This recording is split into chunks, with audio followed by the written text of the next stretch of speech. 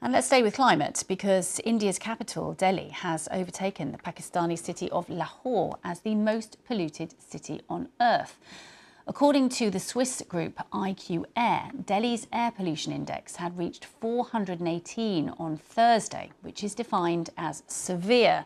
A good rating is between 0 and 50. The Indian city has had to deal with smog every winter as cold air traps dust emissions and smoke from illegal tyres. Our India correspondent Arunodaya Mukherjee in Delhi and our Pakistan correspondent Caroline Davis in Islamabad join me to discuss the impact on both countries. It certainly isn't the kind of tag that India would like to show off to the world as it tries to project an image of a developing country which really is trying to make a name for itself on a global stage. But if I could, I'm not sure how much you can make out behind me. Of course, I'm on a very busy road. The buildings behind me are clouded in a thick blanket of smog, and that's the kind of picture that greets us almost every morning for the past few days. When you step outside of the houses, of our homes, there's a burning sensation in your eyes start watering very fast, your throat starts itching, there's a hoarseness, there's also a shortness of breath because you're trying to breathe in as little as possible. I know that sounds difficult, but psychologically you start trying to take shorter breaths, which leaves you breathless most of the time. Now, of course, there are some people who have the option of staying indoors by keeping their doors and windows shut, keeping those very expensive air purifiers on 24/7. But then there are many other people who can't afford purifiers, whose jobs are outdoors. You can see the traffic just gives you a sense of how many people need to be out and about. And that is the reality for a majority of the residents here in the National Capital Region as they brave this kind of hazardous weather. And you pointed out some of those figures. We really feel the impact of those figures. The biggest concern is doctors and experts have said several families have gone to doctors with respiratory complaints over the last 1 week at least. This has been recorded by various surveys that have been conducted. There is a big concern, especially for the elderly as well as children, Sarah.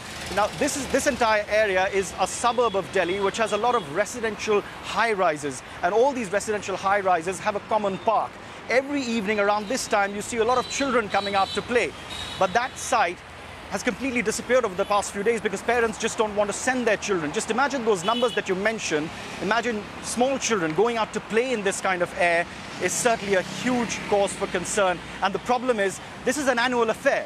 But experts say the government still hasn't been able to fix it, and most of the solutions are quick fix and reactive rather than preemptive.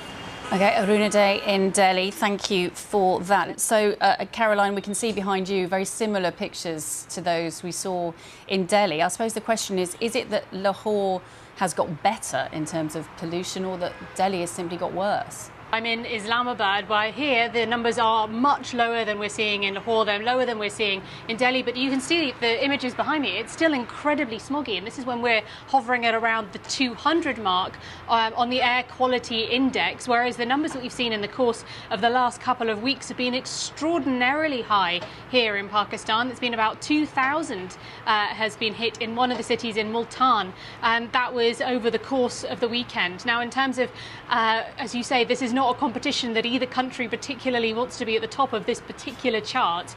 We've seen these figures fluctuate over the course of the last 2 weeks. Lahore has on occasions been over 1,000. I checked earlier today, and at one point it was sitting at over 1,500. So these figures and these cities that are sitting at the very top, they're all part of the same problem in the same region. And in fact, there have been images that NASA have shown where you can see the smog and see how thick it is from space. That gives you an idea of how potent this smog is.